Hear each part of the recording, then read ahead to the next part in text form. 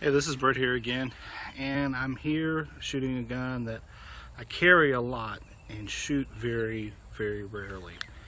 And that is the North American Arms 22 Magnum. And I've got it in this little special carry holster.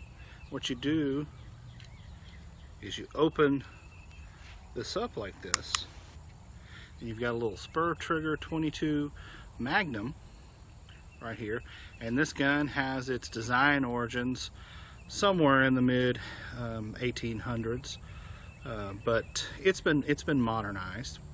And the way it works is that there's a little release on the cylinder pin right here, and you depress that and pull it out, and you can take the cylinder out like you would with a Remington or New Model Army or Beals Remington or something like that, and it revolves around that pin, and you have a single action. You pull your hammer back, and then a spur trigger presents itself, and then you shoot. And this is loaded up right now with 5 shots. It's a 5-shot revolver, and I'm gonna turn and see if I can hit the target after I put some eyes and ears on. I've shot this gun before, but I haven't had it on this range, so I'm not real sure at this point how it shoots. I'm assuming, like most single action, that it's probably going to shoot a little bit high, but we'll take 5 shots with it and we'll see if we can put any of them on steel, and then we'll go from there. And again, this is single action only, so pointed down range. I'm going to pull the trigger, and you'll see that spur trigger presents itself, rotates the cylinder into place, and it's ready to fire.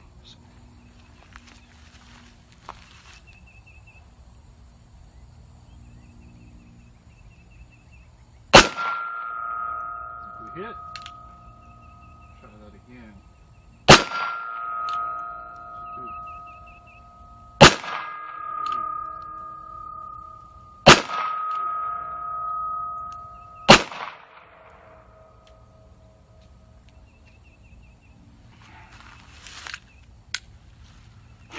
So I don't know if that last one hit or not. I heard the ring of the first 4, but I'll show you. So this, you depress this, and that center pin comes out. Then the gun has to be on half cock. There's no true half cock, but you have to cock it back, at which point the cylinder will come out. And then this looks reminiscent of a, Remington New Model Army or Remington Beals, something like that. So we'll set that down. And then this pin also works as an ejector. You just eject your shells.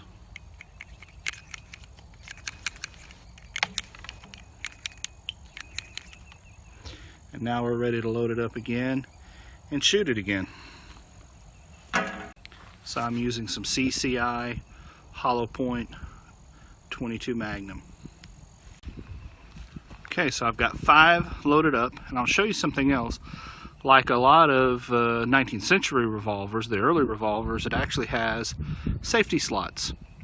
So I'll show you when I put this in, I can drop the hammer on one of those safety slots, and I can carry this fully loaded safely, because if I drop it and it hits the hammer, it's not going to impact on a cartridge rim because it's safely locked in that slot. So I'll show you. The cylinder goes back in just like a Remington. Kind of release that, pull that hammer a little bit so there's no true half cock, and then this goes up in with that little indention, and you'll see there's a ball and a spring that holds this in place.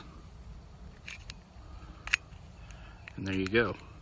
Now that's ready to go. Now what I was saying was, I can cock this, and I'll try to do this where the camera can see, and I can hold this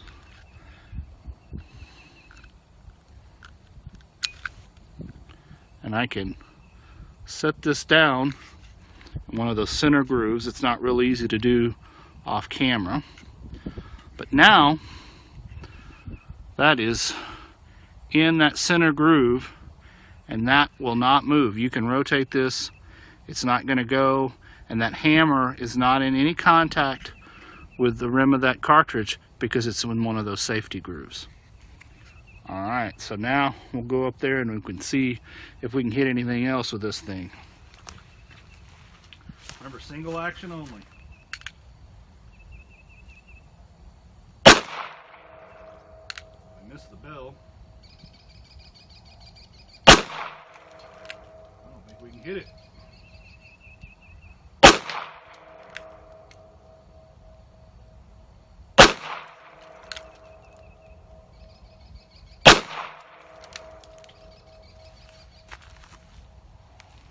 I don't think we hit that bell at all. Obviously, the effective range of this little gun, if you can call it that, is measured in feet, not even in yards. So again, pull this front pin, pull the hammer slightly, rotate that cylinder out, eject the spent shells,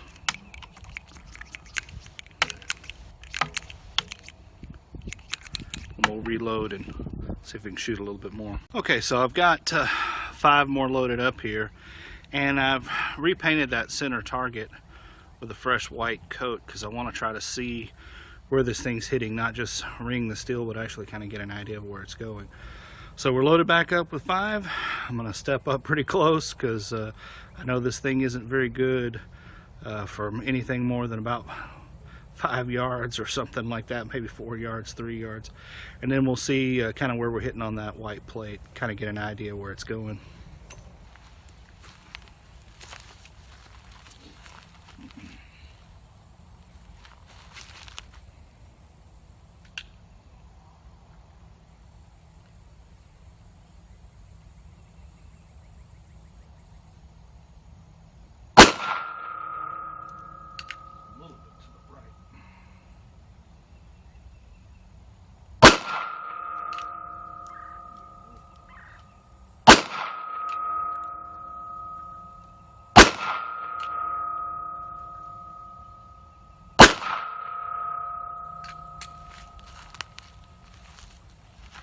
Okay, so we did get 5 on the plate, so if you took your time and aimed with this, you could hit a target, you know, at 5 yards. It's not a real good group. If I look at that, I say, you know, that's like an 8 or 10 inch group at literally 5 yards. So, you know, we're not talking about, you know, any accuracy to write home. It's just, can you pull this out at 3 feet and do any damage with it? Alright, so I've got it loaded up again, and I'm going to see now, even though I know the accuracy is not perfect, I'm going to see if we can put 1 on each of the 5 swinging plates.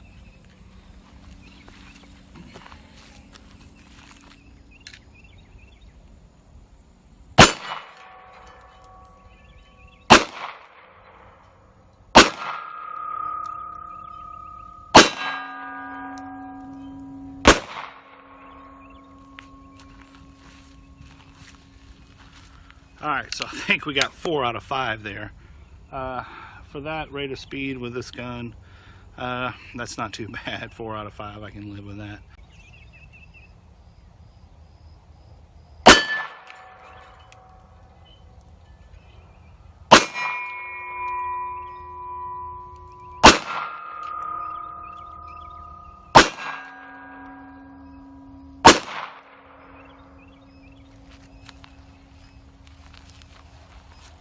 Well, I think we missed that last plate, but that's all right. Again, just like before, with this little guy right here, I'm happy with 4 out of 5. It's just, at any distance, it's just too unpredictable as far as where that projectile is going to go with that little bitty tiny barrel and the amount of rifling you get on 22 and being hollow point. It just, I'm not too worried about accuracy. I want to know, will this thing go off 5 times at 3 feet away? And I think the answer is yes. So that's the North American Arms 22 Magnum with the fold up grip and super concealable. So All right, thanks again for watching.